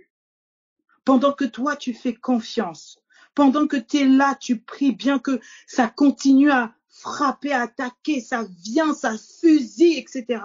La verge est levée. Il dit, prends ta verge et tends ta main sur la mer. Il dit, étends ta main sur la mer et fends-la. Et donc, il dit, et les enfants d'Israël entreront au milieu de la mer à sec. C'est-à-dire que il va frayer un chemin face à ces souvenirs-là, face à ces paroles, ces pensées. Il va frayer un chemin. La parole de Dieu va frayer un chemin. D'ailleurs, il a même déjà frayé un chemin. Ce chemin, c'est Christ. Et que nos yeux soient en fait focalisés sur ça. Il dit, fonds la mer. Et mon peuple entrera au milieu de la mer à sec. Et moi, je vais endurcir le cœur des Égyptiens pour qu'ils y entrent après eux. Et Pharaon et toute son armée, ses chars et ses cavaliers feront éclater ma gloire. Écoute, il y a quelque chose que tu dois comprendre, qu'on doit comprendre, c'est que ça va tourner à ton avantage. Pourquoi? Parce que Christ sera glorifié. Il dit, ils serviront à ma gloire. Que la maladie, que les situations, les problèmes, tout ce que quiconque vit serve à la gloire de Jésus-Christ. Que les pensées qui viennent t'attaquer là se retrouvent face à la verge et que leurs attaques servent à ce que Christ soit glorifié et que le nom de Jésus-Christ soit craint, en fait, qu'ils puissent craindre le nom de Jésus-Christ en toi, la pensée de Jésus-Christ qui t'habite. Il dit, les chars et ses cavaliers feront éclater ma gloire et les Égyptiens sauront que je suis l'Éternel. Ces pensées-là doivent savoir que le témoignage de Jésus-Christ est au-dessus de tout. Ces pensées-là doivent savoir que la parole de Dieu est au-dessus de tout. C'est ça. Tu vois, tout par la foi en fait. Vas-y, marche. Vas-y, marche. Tu sais pas comment, fais-moi confiance. Moïse, là, qui conduit le peuple, ou Josué, etc., c'est comme l'esprit, en fait, qui nous conduit. La parole, elle te dit A, la parole, elle te dit B, tu sais pas trop, c'est incertain, etc. Marche, commence à marcher. L'esprit te conduira jusqu'à ce qu'il te montre Isaac, jusqu'à ce qu'il te montre le pays, jusqu'à ce qu'il te montre, en fait, l'esprit est là pour ça. Et donc là, il dit, les Égyptiens serviront à ma gloire. Tout ce qui va vouloir faire obstacle à la parole tournera à notre avantage au nom de Jésus. pensée, douleur, maladie, problème, au désaccord, pas d'harmonie, peu importe ce que ça peut prendre comme forme, tournera à notre avantage. Ça servira à la gloire de Dieu. Et donc, il dit, toi, regarde à la délivrance. En fait, regarde au pays. Regarde à la récompense. Et je priais un jour et tout. Et le Seigneur, j'avais vraiment pas mal de pensées et tout. Et il y avait une des pensées qui montait par rapport à quelqu'un et ça me parlait. Il disait, cours, ne t'arrête pas. Cours, ne t'arrête pas. Tu es fatigué. Oui, je sais, mais continue de courir. Regarde à la récompense, en fait. Et on va voir que dans l'Apocalypse, la récompense pour chaque église, c'est le témoignage de Jésus-Christ. En fait, Dieu est en train de dire, regarde au Christ qui va être manifesté. Regarde au Christ qui va être manifesté. Peut-être tu vas pas peut-être le voir sous la forme que toi tu aimerais le voir, mais prie que le Saint-Esprit te donne les yeux, qui t'ouvre les yeux pour que tu vois la forme qu'il va prendre dans ta situation. Et cette forme-là, c'est sa gloire manifestée face à cette situation-là. Et donc, verset 17, les Égyptiens, pour qu'ils y entrent, après eux et Pharaon et toute son armée, ses chars et ses cavaliers feront éclater ma gloire. Et les Égyptiens sauront que je suis l'Éternel, quand Pharaon, ses chars et ses cavaliers auront fait éclater ma gloire. L'ange de Dieu, qui allait devant le camp d'Israël, partait et allait derrière eux. Et la colonne de nuée qui les précédait partit et se tint derrière eux. Elle se plaça entre le camp des Égyptiens et le camp d'Israël. Cette nuée était ténébreuse d'un côté et de l'autre, elle éclairait la nuit. La présence, ta présence est notre lumière. Dieu est là. Dieu est là. Ne crains pas, n'aie pas peur. Sois dans le repos. Crois, Dieu est là. Donc c'est vraiment cette pensée-là en fait que je voulais partager. C'est que on a là un peuple qui se trouve comme face aux souvenirs, face à des paroles d'Égypte, etc. Il y a peut-être des choses qui t'ont été dites hier, autrefois, qui reviennent encore parfois. On n'a peut-être pas arrêté de te dire ouais, toi t'es ceci, tu fais toujours ça, tu seras jamais ça, tu seras jamais ceci. Et parfois encore aujourd'hui, ça revient quand tu es face à une situation stressante, ça revient, ouais, tu vaux rien, tu peux rien, nanana. Enfin, peu importe, ou encore parce qu'on t'a diagnostiqué je sais pas quoi, parce qu'on t'a dit que t'as ça, et donc ces pensées-là viennent en fait te solliciter, ces souvenirs-là reviennent encore, etc. La parole dit, regarde à la délivrance, regarde à la gloire, c'est-à-dire au témoignage de Jésus, à la facette de Christ qui sera manifestée face à cette situation-là. Et que vraiment on soit encouragé et qu'on ne laisse pas en fait ces pensées-là venir prendre le dessus sur nous en fait. Ils veulent nous engloutir, ils veulent mettre la main sur nous encore. C'est pour ça que ils enchaînent, ça s'arrête pas. Mais que nos cœurs, que nos pensées, que nos bouches soient tournées en fait vers la délivrance, en fait vers le témoignage de Jésus-Christ. En tout cas, j'espère avoir été claire et voilà, soyons en tout cas encouragés et fortifiés. On est ensemble. Et puis, je vous dis bonne soirée. Bonsoir tout le monde. Du coup, pour un peu poursuivre par rapport à la pensée de la sista et un petit peu par rapport à la pensée d'hier, le Seigneur m'interpellait sur...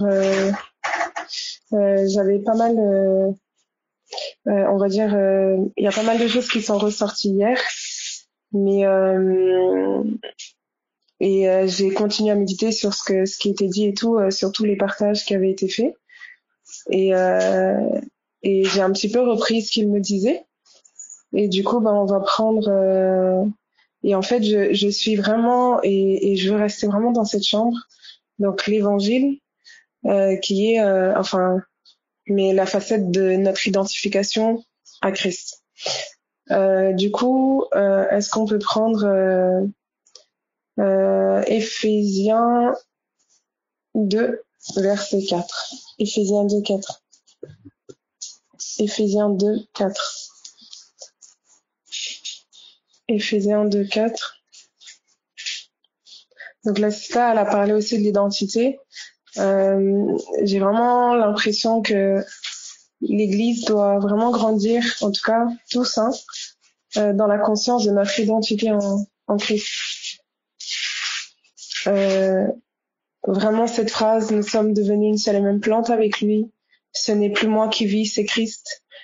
Et ce n'est qu'en nous identifiant à lui, en nous positionnant depuis la vérité de l'Évangile, que nous combattons le véritable combat qui est celui de la foi en fait. Donc Éphésiens 2:4. Éphésiens 2:4. Et je me rendais compte aussi pendant que la sœur parlait, avant de commencer la lecture, que en fait l'école de l'homme spirituel, c'est vraiment au niveau du cœur et de sa bouche. Donc c'est vraiment à ce niveau-là que le combat se passe, au niveau du cœur et de la bouche. Et je me disais, en fait, quelle que soit l'épreuve, c'est pas tant les épreuves ou ce que je vis, les combats de pensée dans ma chair ou etc., les visions, les songes que je peux recevoir, mais quelle est l'attitude de mon cœur par rapport à ce que je suis en train de vivre en fait. Où en est la parole dans mon cœur et dans ma bouche. Et en vérité, Jésus dit, celui qui m'aime, c'est celui qui garde ma parole. Et nous savons que la parole que le Saint-Esprit donne, elle est éprouvée. Mais c'est vraiment cette pensée-là de, en fait, ne cessons pas de combattre le véritable combat, en fait, qui est celui de la foi, donc qui est celui de garder la parole, en fait, dans nos cœurs et dans nos bouches. Et Éphésiens 2, verset 4 dit ceci. Vous me dites si je vais trop vite. Éphésiens 2:4, ça dit « Mais Dieu, qui est riche en miséricorde, à cause du grand amour dont il nous a aimés, nous qui étions morts par nos offenses, nous a rendus à la vie avec Christ. C'est par grâce que vous êtes sauvés. Il nous a ressuscités ensemble et nous a fait asseoir ensemble dans les lieux célestes, en Jésus-Christ, afin de montrer dans les siècles à venir l'infinie richesse de sa grâce par sa bonté envers nous en Jésus-Christ. » Et en lisant là, vraiment la pensée qui me monte ici, c'est en fait ce qui a motivé, en tout cas Dieu, c'est son amour en fait. Et il dit, à cause du grand amour dont il nous a aimés, nous qui étions morts par nos offenses, il nous a rendus à la vie avec Christ. Et du coup, dans le psaume, on peut prendre le psaume, attendez, le psaume, merci Jésus.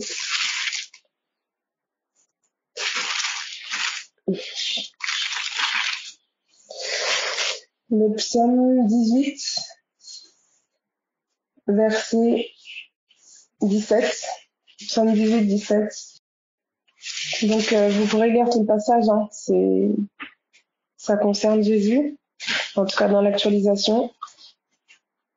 Mais ça peut te concerner toi aussi, qui passe par une période difficile et qui est comme une sorte de mort que tu es en train de vivre. Il dit, donc au début, il parle des liens de la mort qui m'avaient environné, les torrents de la destruction. Bon, on peut lire à partir du verset 5. Donc, psaume 18, verset 5. Non.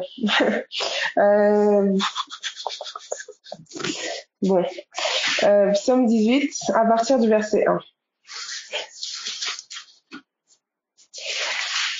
Au chef des chantres, du serviteur de l'Éternel de David, qui adressa à l'Éternel les paroles de ce cantique. Lorsque l'Éternel l'eut délivré de la main de tous ses ennemis et de la main de Saül, il dit, je t'aime, ô Éternel, ma force, Éternel, mon rocher, ma forteresse, mon libérateur, mon Dieu, mon rocher où je trouve un abri, mon bouclier, la force qui me sauve, ma haute retraite. Je m'écrie, loué soit l'Éternel, et je suis délivré de mes ennemis. Les liens de la mort m'avaient environné, et les torrents de la destruction m'avaient épouvanté, les liens du sépulcre m'avaient entouré, les filets de la mort m'avaient surpris. Dans ma détresse, j'ai invoqué l'Éternel, j'ai crié à mon Dieu. De son palais, il a entendu ma voix, et mon cri est parvenu devant lui à ses oreilles. Et pendant que je lis ça, ça me fait penser à un passage. Donc on va revenir sur Psaume 18. On va prendre Jonas 2, verset 1. Jonas 2, verset 1. Et je vous disais au début que le problème, c'était pas tant ce que je pouvais vivre ou ressentir, ou l'épreuve ou le problème, enfin quelle que soit la croix que je vis, en tout cas, c'était pas ça. C'était où étaient mes yeux, en fait. Et Jonas 2, verset 1, et j'ai aussi la pensée de Paul en prison.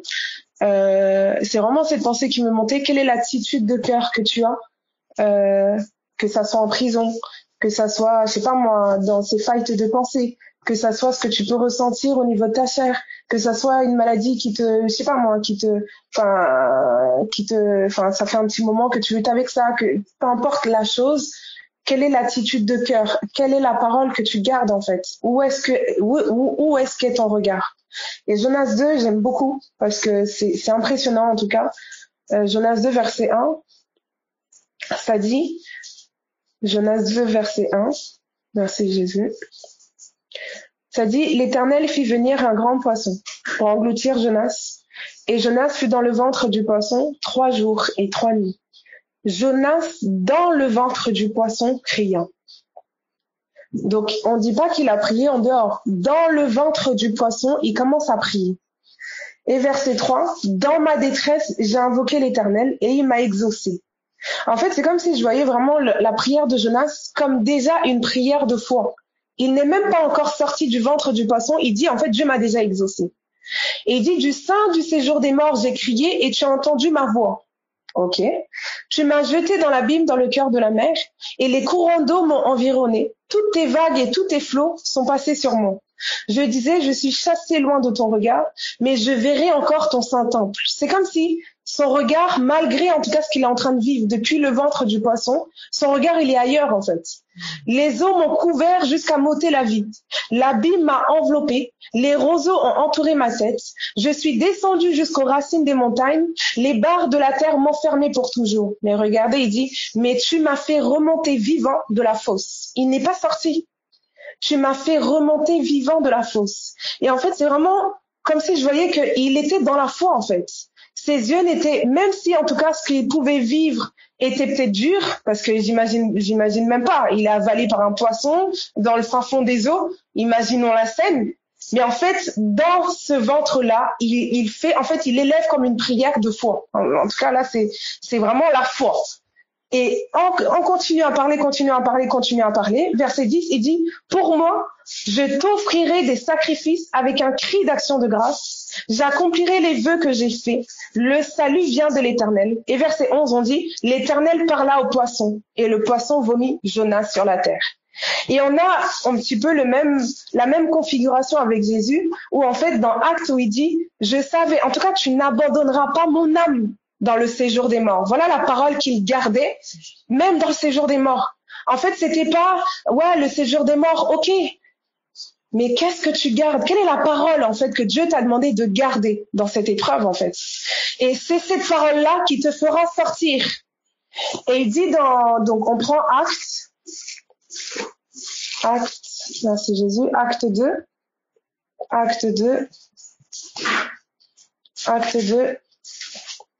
verset 25. Merci Jésus. Acte 2, verset 24. Je suis désolée. Verset 22. Acte 2, 22. Homme israélite, écoutez ces paroles. Jésus de Nazareth, cet homme à qui Dieu a rendu témoignage devant vous par les miracles, les prodiges et les signes qu'il a opérés par lui au milieu de vous, comme vous le savez vous-même. Cet homme livré selon le dessein arrêté et selon la préscience de Dieu, vous l'avez crucifié, vous l'avez fait mourir par la main des impies. Dieu l'a ressuscité en le délivrant des liens de la mort. Tout à l'heure, on a lu qu'il était les liens de la mort m'avaient environné. On dit Dieu l'a ressuscité en le délivrant des liens de la mort. C'est un peu le même son de cloche avec Jonas. L'Éternel a parlé au poisson, le poisson vomit Jonas. Et on dit parce qu'il n'était pas possible qu'il fût retenu par elle. Car David dit de lui, je voyais constamment le Seigneur devant moi parce qu'il est à ma droite, afin que je ne sois point ébranlé. Aussi mon cœur est dans la joie et ma langue dans l'allégresse. Et même ma chair reposera avec espérance, car tu n'abandonneras pas mon âme dans le séjour des morts, et tu ne permettras pas que ton sein voie la corruption. Tu m'as fait connaître les sentiers de la vie, tu me rempliras de joie par ta présence. Et verset 29, on dit, hommes frères, qu'il me soit permis de vous dire librement au sujet du patriarche David, qu'il est mort, qu'il a été enseveli, et que son sépulcre existe encore aujourd'hui parmi nous. Comme il était prophète, et qu'il savait que Dieu lui avait promis avec serment qu'il ferait naître le Christ et sa postérité selon la chair, pour le faire asseoir sur son trône, voilà ce qui nous intéresse, c'est la résurrection du Christ qu'il a prévu annoncer en disant qu'il ne serait pas abandonné dans le séjour des morts. Il dit c'est la résurrection du Christ qu'il annonçait. Donc en fait, Jésus, en allant à la croix, il n'avait pas en vue sa mort. En fait, il avait en vue quelque chose d'autre. En fait, parce qu'il avait cette espérance-là, en fait, il s'est livré. Mais est-ce que c'était facile? Non, puisqu'on dit que son âme était angoissée jusqu'à la mort. Mais il a dit, non pas ma volonté, mais ta volonté. Et depuis, avec les disciples, il disait toujours cette phrase. Je vais mourir, je vais être enseveli, mais je vais ressusciter. Je vais mourir, je vais être enseveli, je vais ressusciter. Et en fait, c'est ça notre espérance. La résurrection du Fils. En fait, si Christ est ressuscité, c'est ça, en fait, l'espérance que j'ai aujourd'hui, c'est que quelle que soit la sorte de mort que je peux vivre, en fait, comme Jésus est ressuscité et que ce n'est plus moi qui vis, c'est Christ, en fait, j'ai l'assurance que moi aussi, il y a une résurrection pour moi. Il y a une vie qui doit être manifestée. Mais il y a des douleurs. On va pas se mentir. Et dans Romains 8, on reprend ce passage, c'est un passage qu'on a pris hier. Romains 8, merci Jésus, verset 20. Romains 8, verset 20. Romains 8, verset 20. Car la création a été soumise à la vanité, non de son gré, mais à cause de celui qui l'y a soumise, avec l'espérance qu'elle aussi sera affranchie de la servitude de la corruption pour avoir part à la liberté de la gloire des enfants de Dieu. Or, nous savons que jusqu'à ce jour, la création tout entière soupire et souffre les douleurs de l'enfantement. Et ce n'est pas elle seulement, mais nous aussi qui avons les prémices de l'esprit. Il dit ce n'est pas elle seulement, mais nous aussi qui avons les prémices de l'esprit. Et en fait, c'est comme si je voyais et j'aimais bien, je partageais avec des frères et sœurs tout à l'heure. On va lire juste au-dessus, Romains 8, verset 17.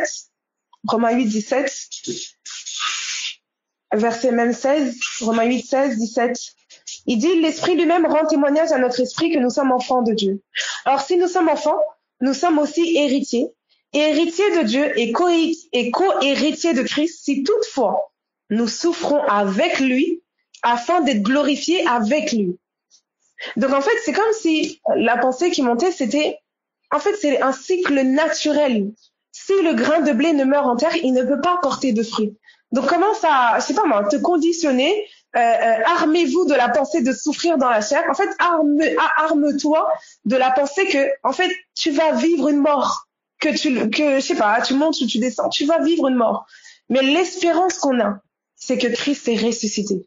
Quelle que soit la mort que ça prend, la forme de mort que ça prend dans ta vie. Mais en fait, Jésus est ressuscité et c'est sur ça qu'on a les yeux. Et de manière pratique, récemment, j'avais pas mal on va dire, des douleurs, tout ça et tout, au niveau de mon corps. Et c'est comme si l'esprit était vraiment en train de me rassurer en me disant, mais, en fait, c'est une forme de mort, commence à te réjouir dans les afflictions. Et en fait, le fait de comprendre ça, c'est comme si j'étais en train dans mon cœur, je méditais, ok, je me réjouis dans les afflictions parce qu'en fait, une vie est sur le point d'être produite. En fait, on était bloqué à la mort parce qu'il n'y avait pas de résurrection possible. Mais comme Dieu a ressuscité Jésus d'entre les morts et qu'il nous aime, en fait, nous avons l'assurance qu'il nous rendra aussi la vie avec lui, bien que nous ayons déjà la vie par la foi. Et il y a un passage où il me fait penser, oui voilà, dans le psaume 22 qu'on a pris tout à l'heure, donc on peut le reprendre, psaume 22. Merci Jésus.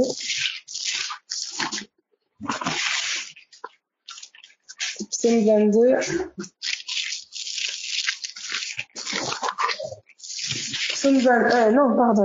Psaume 18, verset 17. Psaume 18, verset 17. Ça dit, il étendit sa main d'en haut, il me saisit, il me retira des grandes eaux. Il me délivra de mon adversaire puissant, de mes ennemis qui étaient plus forts que moi. En fait, on n'a pas d'armes contre tout ce qu'on peut, enfin, tous ces combats. D'ailleurs, il parle bien dans Deutéronome de géants, en fait. Ils sont plus forts que toi. Il n'y a pas d'armes contre eux.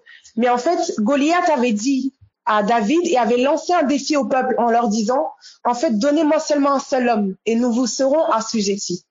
Donne-moi un homme et nous vous serons assujettis. Et il savait pas qu'il était en train de prophétiser la mort de Jésus, qui allait assujettir tout le séjour des morts.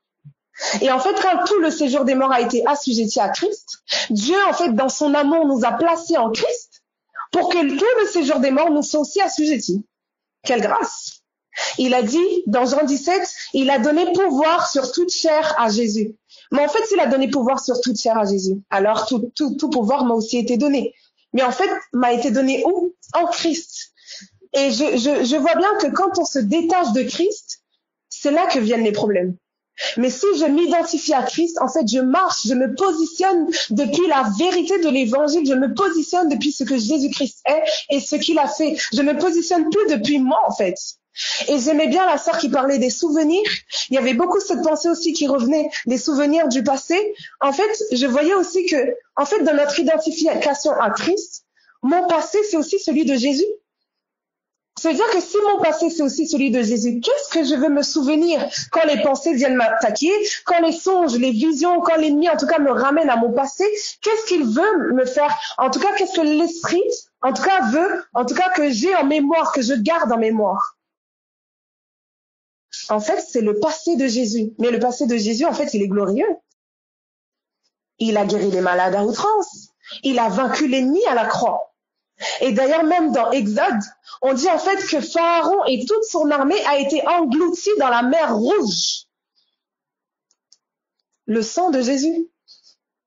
Donc en fait, c'est ça la vérité en fait, toutes les armées ennemies, tous ceux qui nous combattent, qui nous font croire qu'ils sont plus forts que nous, ce sont que des mensonges. Parce que Jésus a vaincu, il a triomphé. C'est pour ça qu'il dit dans 1 Jean 5, la victoire qui triomphe du monde, c'est notre foi. Donc j'ai plus à essayer de combattre, à trouver des méthodes pour essayer de combattre des types de pensées où je ne sais en fait. Ma position, Saint-Esprit, révèle-moi ce que Jésus-Christ a fait à la croix en fait. Donne-moi de regarder au serpent des reins sur le bois. Il a été vaincu, il est crucifié en fait. Je suis libre. Celui qui est mort est libre du péché. Pourquoi dire, ah non, je suis encore pécheur? Non, nous sommes justes par la foi. Nous sommes des justes. Celui qui est mort est libre du péché. Il dit, je n'existe plus pour le péché. Je ne suis plus sous l'empire du péché. Donc, si je ne suis plus sous l'empire du péché, il dit excusez-moi, Romains 6, juste un crochet. Romains 6, merci Jésus. Romains 6, verset 14. Même Romains 6, 2 et après on lit 14. Ça dit, Romains 6, 2, nous qui sommes morts au péché, comment vivrions-nous encore dans le péché? En fait, comment je pourrais vivre encore dans le péché puisque je suis mort au péché? Ça paraît tellement évident, on passe tellement vite dessus. Mais j'avais vraiment l'impression que la vérité de l'évangile soit profondément enracinée dans nos entrailles, en fait. C'est dans ça qu'on nous demande de persévérer. C'est dans cette chambre qu'on nous demande de demeurer. Il dit au verset maintenant 14, car le péché n'aura point de pouvoir sur vous, puisque vous êtes non sous la loi, mais sous la grâce.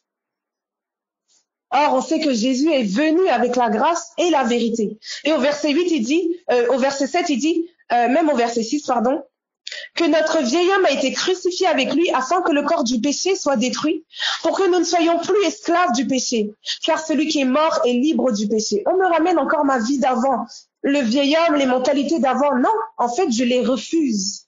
Pourquoi? Parce que selon la vérité, je me positionne depuis la vérité de l'évangile. Et quelle est la vérité? En fait, toutes ces mentalités-là, ce vieil homme, il a été crucifié. Je ne suis plus esclave du péché, je suis morte. En fait, je suis libre par rapport au péché. Pourquoi? Parce qu'il dit, or, si nous sommes morts avec Christ, en fait, on est mort. Et au verset 11, il dit, vous-même, regardez-vous comme morts au péché et comme vivants pour Dieu en Jésus-Christ notre Seigneur. En fait, je me rendais compte, l'identification à Christ. Et j'aimais bien, et je me disais, en fait, ce que je vous disais, donc, en fait, quelle est la chose dont je dois me souvenir? Dans Lamentation, il dit, quand je pense à ma détresse et à ma misère, mon âme est abattue au-dedans de moi. Donc, c'est-à-dire qu'il y a certaines alimentations, certaines choses que je mange au-dedans. Il y a une alimentation des pensées que j'entretiens, qui sont autres que l'évangile, en fait, qui fait que mon âme est angoissée, abattue. Je commence à devenir peur. En fait, ça va pas, en fait. Mais quand je commence à regarder, c'est toute une école, hein. Je dis pas que c'est facile, c'est toute une école. C'est un entraînement, ça s'apprend. Et on est à l'école du Saint-Esprit. Il nous apprend à nous nourrir de la bonne façon. Et quelle est l'alimentation saine? L'évangile. Sa mort, son ensevelissement et sa résurrection. Et quand on rentre dans sa mort, son ensevelissement, sa résurrection, je rentre dans son amour, je rentre dans mon identité. En fait, je rentre dans tellement de choses. Je rentre dans ma liberté, dans ma guérison, dans mon salut, dans ma délivrance. En fait, je rentre dans plein de choses. Et c'est dans ça qu'on doit demeurer. En tout cas, c'est dans ça que le Saint-Esprit nous appelle à nous souvenir constamment. Saint-Esprit, rappelle-moi constamment cette œuvre. Rappelle-moi constamment, il dit, regardez à Jésus, lui qui est le chef et le consommateur de votre foi. Regarde à Jésus. En fait, regarde à sa parole. Regarde à ce qu'il est et ce qu'il a fait, en fait. Il n'y a plus d'autre méthode. Il n'y a pas autre chose à faire. Ce dont nos cœurs, en tout cas la croissance, il dit le lait prenez le lait spirituel afin que vous croissiez. La croissance est dans le fait que je capte, que je saisisse l'espérance, que je saisisse qui est Christ en fait. Donc c'est vraiment ça la pensée et du coup je finis sur Psaume 18. Merci Jésus. Le Psaume 18. Psaume 18, verset 18 du coup. Il me délivra de mon adversaire puissant, de mes ennemis qui étaient plus forts que moi. Il m'avait surpris au jour de ma détresse, mais l'Éternel fut mon appui. Il m'a mis au large. Il m'a sauvé parce qu'il m'aime. Il m'a sauvé parce qu'il m'aime. Donc en fait, quand je commence à comprendre ce qu'est, en fait, Dieu m'aime. Franchement, c'est tellement, comment dire, je sais pas comment expliquer ça. On lit ça simplement, mais c'est d'une portée extraordinaire. Il m'a sauvé parce qu'il m'aime. Est-ce que tu penses vraiment qu'il va te laisser dans ce truc-là, dans ton combat, ah non, mais en fait, qu'est-ce que l'ennemi a toujours voulu faire? Il a toujours voulu remettre en question la relation de Dieu avec les hommes. C'est pour ça que dans Job, il frappe, mais ça avait qu'un seul but. Mais maudit Dieu et meurt. Maudit Dieu et meurt. En fait, de te faire douter que, en fait, Dieu, il t'aime pas, il t'a laissé tomber, je sais pas, on a des raisonnements que, en fait, non, il faut que je fasse quelque chose, pour que Dieu m'aime, tu vois, on a des raisonnements d'un Dieu peut-être colérique ou dès que je vais faire un truc qui est pas bien, il va pas me, non. En fait, Dieu a tant aimé le monde qu'il a donné son fils. Et son fils a tant aimé les hommes qu'il s'est livré. Et je me dis, Seigneur, en fait, on doit grandir dans la conscience aussi de ton amour. Parce qu'en fait, dans nos fights, je sais que tout comme tu n'as pas laissé tomber Jésus, tu as déployé toute ta puissance pour aller le chercher dans le séjour des morts. Et il dit, si l'esprit de celui qui a ressuscité Jésus d'entre les morts habite en vous, il rendra aussi la vie à vos corps mortels. En fait, comme il nous a identifiés à son fils, et il n'a pas laissé son fils, il ne te laissera pas non plus. Il dit, Israël est mon fils, mon premier-né. C'est ce qui a été dit dans Exode. Il a identifié Israël immédiatement à son fils. Israël est mon fils, mon premier-né. C'est pour ça qu'il a envoyé Moïse sortir le peuple, parce que c'était son fils qui était là. Donc dès lors, il y a le fils qui est engagé, Dieu est là en fait. Et Christ est en nous. Et j'aimais bien, qui pourra nous séparer? En fait, dans Romains 8, je finis sur ça. Hein. Romains 8. Merci Jésus. Romains 8, verset 31. Merci Jésus. Romains 8, verset 29 même. Et je finirai sur ça. Je suis désolée. Romains 8, verset 29. Car ceux qu'il a connus d'avance, il les a aussi prédestinés à être semblables à l'image de son Fils. C'est une grâce énorme. Afin que son Fils fût le premier-né entre plusieurs frères. Et on dit dans 1 Corinthiens 15 qu'il est les prémices de ceux qui sont morts, lui qui est ressuscité. Et ceux qu'il a prédestinés, il les a aussi appelés. Et ceux qu'il a appelés, il les a aussi justifiés. Et ceux qu'il a justifiés, il les a aussi glorifiés. Que dirons-nous donc à l'égard de ces choses? Si Dieu est pour nous, qui sera contre nous? Lui qui n'a point épargné son propre Fils, mais qui l'a livré pour nous tous. J'aimais bien une sœur tout à l'heure qui disait, en fait, le seul Fils que Dieu avait, son Fils unique, il l'a livré pour tous les hommes. Il l'a livré et c'est son amour, c'est poussé par l'amour qu'il a fait ça. Et il dit, nous donnera-t-il pas aussi toutes choses avec lui? Qui accusera les élus de Dieu? C'est Dieu qui justifie. Qui les condamnera? Christ est mort. Bien plus, il est ressuscité. Il est à la droite de Dieu et il intercède pour nous. Qui nous séparera de l'amour de Christ? Serait-ce la tribulation? En fait, serait-ce que je vis là maintenant? L'angoisse? Les persécutions? La faim? La nudité? Mes faiblesses? Les périls? L'épée? Selon qu'il est écrit, c'est à cause de toi qu'on nous met à mort tous les jours, qu'on nous regarde comme des brebis destinées à la boucherie. Mais dans toutes ces choses, nous sommes plus que vainqueurs par celui qui nous a aimés. Car j'ai l'assurance que ni la mort, ni la vie, ni les anges, ni les dominations, ni les choses présentes, ni les choses à venir, ni les puissances, ni la hauteur, ni la profondeur, ni aucune autre créature ne pourra nous séparer de l'amour de Dieu. Merci Jésus. Manifesté où? En Christ. De l'amour de Dieu manifesté en Christ. Et tout à l'heure, on a commencé dans Éphésiens 2 en disant en fait qu'il a déployé toute sa bonté en Jésus-Christ. Et Dieu nous a placés en Christ. Et c'est la grâce en fait que Dieu nous a fait. Il nous a placés en Jésus, en son Fils en fait. Et j'aime bien le dernier passage. Désolée, le dernier passage c'est Éphésiens 3. Éphésiens 3, merci Jésus. Éphésiens 3, 13. Éphésiens 3, 13. Aussi, je vous demande de ne pas perdre au courage à cause de mes tribulations pour vous. Elles sont votre gloire. À cause de cela, je fléchis les genoux devant le Père de notre Seigneur Jésus-Christ, duquel tire son nom toute famille dans les cieux et sur la terre, afin qu'il vous donne, selon la richesse de sa gloire, d'être puissamment fortifiés par son esprit dans l'homme intérieur, en sorte que Christ habite dans vos cœurs par la foi.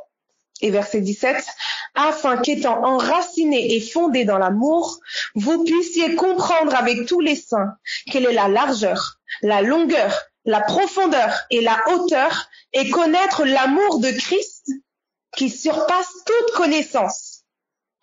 L'amour de Christ qui surpasse toute connaissance, en sorte que vous soyez remplis jusqu'à toute la plénitude de Dieu. Or, à celui qui peut faire par la puissance qui agit en nous, infiniment au-delà de ce que nous demandons ou pensons, à lui soit la gloire dans l'Église et en Jésus-Christ, dans toutes les générations, au siècle des siècles. Amen. Et il dit connaître l'amour de Christ qui surpasse toute connaissance. Et en fait, j'ai vraiment l'impression que tous ces partages, tout ce qu'on parle, tout ce dont, en tout cas, tout ce que l'Esprit nous amène, quelles que soient en tout cas, les révélations qu'il nous donne, ou le Saint-Esprit qui nous parle encore et encore, ça n'a qu'un seul objectif et qu'un seul but. En fait, je vous aime. Tu vois, Dieu aime les hommes. Et je me dis, pour que le Saint-Esprit prenne du temps pour nous enseigner, pour nous partager la parole. Des fois, c'est pas moi, j'imagine même pas ce que le frangin qui partage tous les jours. En fait, c'est une grâce. Tous ces partages, tout ce que le Saint-Esprit fait, toute la parole qui nous approche. En fait, c'est son amour, c'est poussé par son amour que tout est fait, en fait.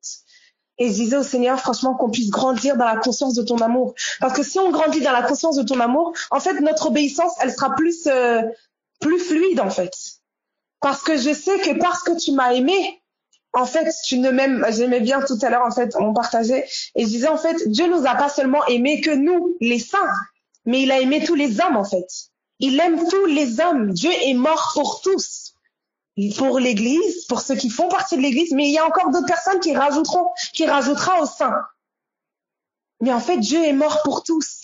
et son amour, en fait, qui a été manifesté envers tous les hommes. C'est son Fils qui a été donné.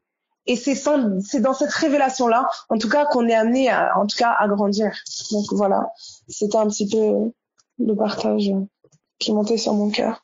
Soyez bénis. Bonne soirée.